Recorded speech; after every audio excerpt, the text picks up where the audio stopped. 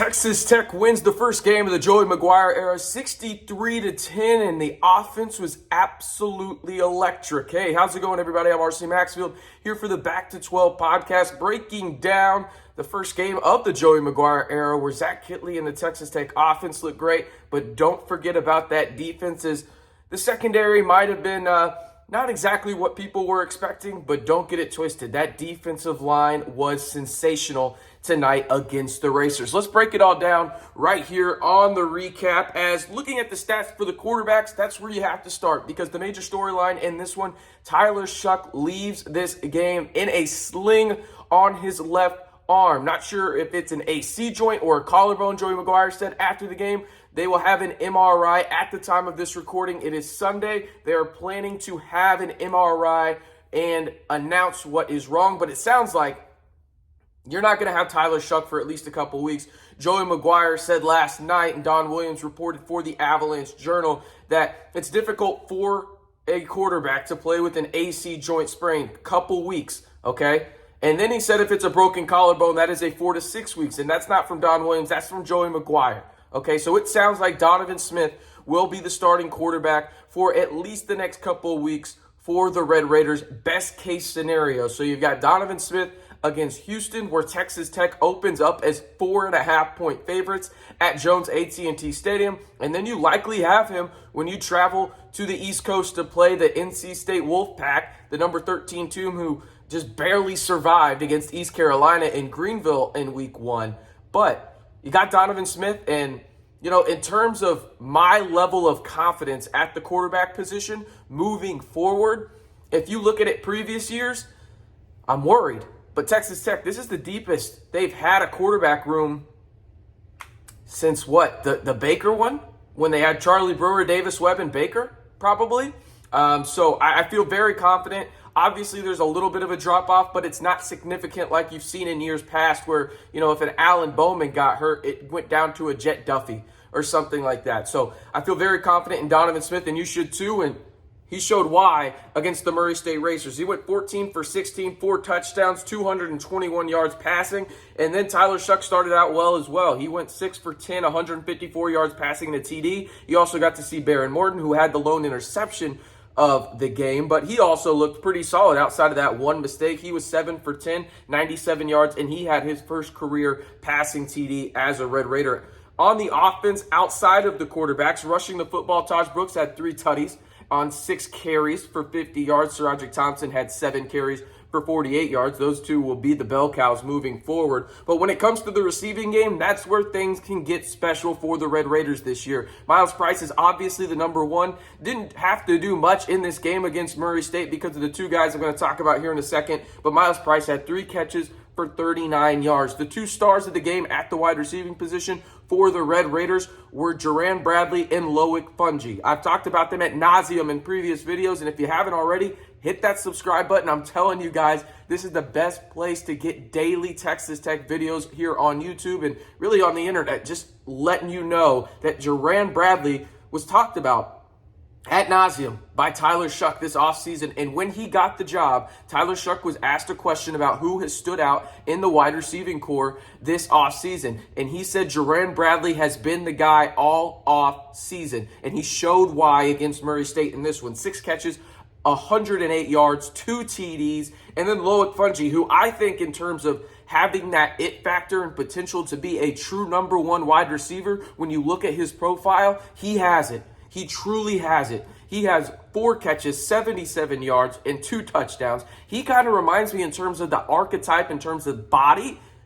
He kind of reminds me of an Eric Izakama. Does he get there? I don't know. I think Eric Izakama is a little bit more slippery, if that makes sense. But that's the kind of profile that Fouonji has. He just needs to stay healthy. Overall, just a masterclass performance by Zach Kittley and the Texas Tech offense in a game where this is what you needed. You needed to build confidence, and you absolutely walloped the Racers early and often. It seemed like in a blink of an eye, it was already 14-0 for the Red Raiders, and they did not look back as they scored 42 points in the first half. Unbelievable performance by the Texas Tech offense. And you know what? Let's not discount what the Texas Tech defense did. They absolutely balled out too. They had 13 tackles for losses and 4 sacks on the night, and Tyree Wilson only had half a sack. Bellotti was actually the leader with 2 sacks for the Red Raiders. Kershaw Merriweather had the most tackles on the team with 7. Tyree was right behind him with 6. But you just look at it up and down, and that was the biggest question for me, starting from the defensive line, the linebackers, and then the secondary for Texas Tech. Who was going to step up opposite of Tyree Wilson? Bellotti did that. You had Josiah Pierre in there as well, who had a stinger, but then did return later on in the game. You've also got guys like Moore rushing the passer. Bradford had a sack as well. Hutchings was good in the middle for the Red Raiders as well on that defensive line. If you can find 1 or 2 guys that defenses have to respect opposite of Tyree Wilson, that will open up Tyree Wilson to just dominate on either side of the line of scrimmage that you set him on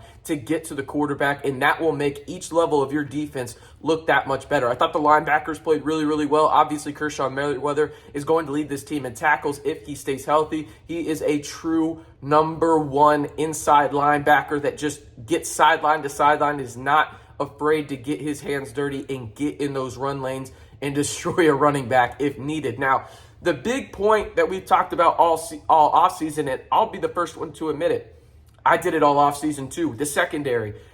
I thought they looked okay at times. I thought they got kind of lucky that DJ Williams overthrew a couple of his wide receivers that were open on plays where he was rolling out to either his left or right, and the corner got beat.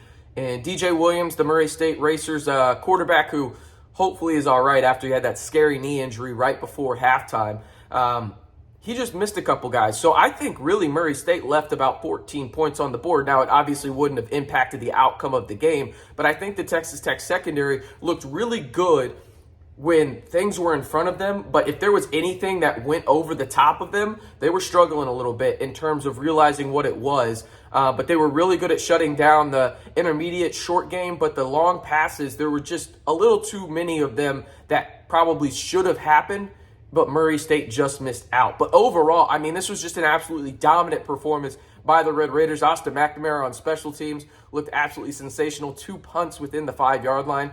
But overall, when you look at what you wanted to see from the Red Raiders in week number 1 of the Joey McGuire era against an FCS school, this is what you wanted to see. Pure dominance. And now you go into week 2 against a ranked Houston team who held on for dear life down in San Antonio, had to go to triple overtime to beat the Beat Beeps, if you know what I mean.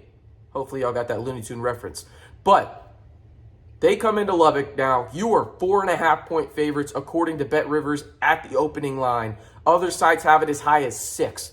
The Red Raiders are favored in this game. It is a tough place to play in Lubbock, Texas, and they proved that, especially when the fans come out. And I wanted to give the fans a shout out. That was remarkable. It was unlike any environment I've seen in Texas Tech football in the past 3 or 4 years, where the fans showed out and they were there early for this game. 60,000 strong is what it looked like, and I can't wait to get out there for the Houston game this next weekend. So again, if you haven't already, be sure to hit that subscribe button. Texas Tech 1-0, and we'll look to make it 2-0 against their in-state foes, the Houston Cougars, on Saturday. We'll have more daily videos breaking it down right here on the Back to 12 podcast channel all week long. Again, one more time, be sure to hit that subscribe button to stay in the know on Texas Tech athletics all year long right here on the Back to 12 podcast channel.